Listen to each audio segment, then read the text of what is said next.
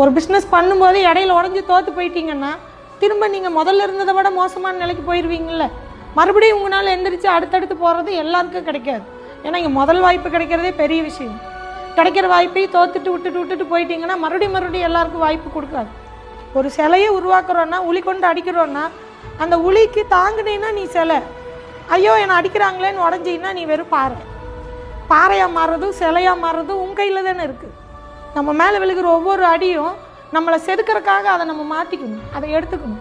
அதை தாண்டி அடுத்துன்னு போயிட்டே இருக்கணும். நீ உடஞ்சி விழுந்தேன்னா பாரு, அவ்வளோதான், வேஸ்ட். நம்ம லைஃப்பில் ஒவ்வொரு பிரச்சனையும் அப்படி தான். ஒவ்வொரு பிரச்சனையும் உன்னை இம்ப்ரூவ் பண்ண தான் வருது. மனசளவுலையும் பிஸ்னஸோட அடுத்தடுத்த லெவலுக்கும். சரிங்களா? எந்த பிரச்சனை வந்தாலும் தடங்கள் வந்தாலும் உங்களை செதுக்கிறதுக்கு தான் வருதுங்கிறத மைண்டில் வச்சுக்கணும். பிரச்சனை பார்த்து பயந்து உடஞ்சி போயிடாது. அதை தாண்டி போகும்போது தான் அவன் ஜெயிக்கிறான். ஒரு பிஸ்னஸ் பண்ணும்போது இடையில உடஞ்சி தோற்று போயிட்டீங்கன்னா திரும்ப நீங்கள் முதல்ல இருந்ததை விட மோசமான நிலைக்கு போயிடுவீங்கள்ல. மறுபடியும் உங்களால் எந்திரிச்சு